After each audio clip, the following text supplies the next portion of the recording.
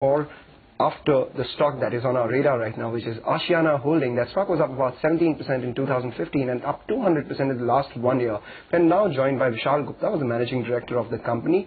Thanks a lot for joining in, Mr. Gupta. Your booking area in financial year 15 decreased 18% year on year to 18.2 lakh square feet. How much do you see could it drop down in 2016 to, or would it drop down?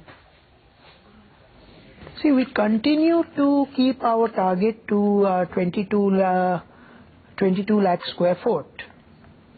We are of the opinion that the last 6 months should be a better 6 months.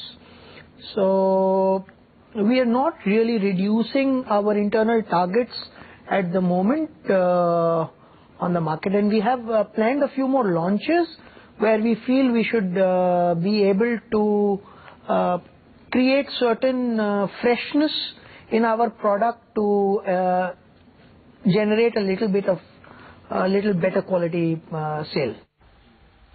Okay, you raised 200 crores through the QIP route recently. What will these funds be used for? This is absolutely to grow the business, so it is largely going to be used to procure new land, both in existing locations and for the new locations that we have entered into. All right, then you wish to grow the business using funds from the QIP. So in that case, could you give us some projections for the financial year FY16? That is, your FY15 top line grew 34% to about 164 crore, while the profits also nearly doubled to about 47 crores. Do you expect this pace of growth to continue in the next year?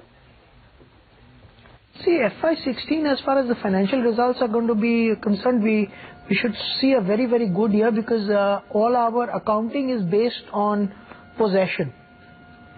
So actually we are going to be handing over a lot more number of units this year than we have done ever before in the past.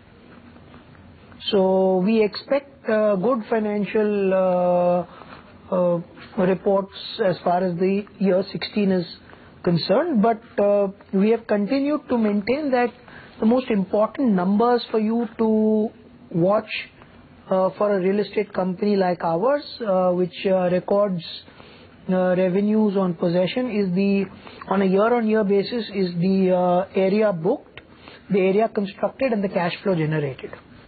All right. So then, in that case, what's the unrecognized revenue from your ongoing projects like Anantara? Anantara, we've done a very, very small recognition in the previous year. Most of the projects, I think, in excess of 100 crores would be unrecognized in Anantara. Surbi also, the entire 120 crores is unrecognized. Ashiana Town, which is a 15 lakh square foot project, would create a recognition of somewhere around 450 odd crores. So there's a lot of unrecognized revenues that are to come up. But Ashiana Town is going to be handed over in the next 3 years, and so is Surbi.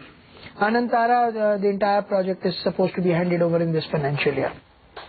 What about other projects like Navrang, Surbi and Angan? What would be the unrecognized revenues from these projects? So Navrang phase 1 is going to get handed over in this year. Surbi phase 1 is going to get handed over this financial year. Ashiana Town phase 1 and part of phase 2 is going to get handed over in this financial year. Lavasa phase 2 is going to get handed over in this financial year. So there's a lot of Vrinda Gardens, which is in a partnership firm, phase 1 is going to be handed over in this year. Gulmohar Gardens phase 1 is going to get handed over in this year. We are going to be handing over more than 1800 dwelling units approximately in this financial year. That's the broad expected position. All right, going to hand over 1800 dwelling units this year, but then what's the pipeline of your future launches? Future launches, we are going to be launching one project in Bhiwadi this year, one project in Neemrana. We're going to, a launch in Chennai is upcoming. We're expecting a couple of more launches, probably one in Jaipur and one in Jamshedpur.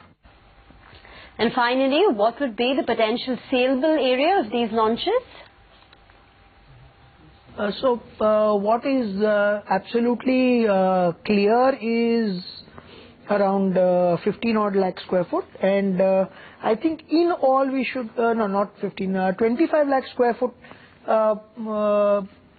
is going to be launched for sure, and we expect maybe another 10 to 15 lakhs, so maybe 40 lakh square foot projects. But of the 40 lakhs, we only launch our project in phases. So we will launch only the phase 1 of these new projects, which should be total of around 15 lakhs. All right. Thanks a lot for joining in and detailing your future outlook for us. But keep an eye on stocks like Oriental Bank of Commerce and even Kansai Nerolac, both of them trading at the high point of the day. With that, it's a wrap on this edition of Midcap Radar. Your stocks when we return. Thanks for watching.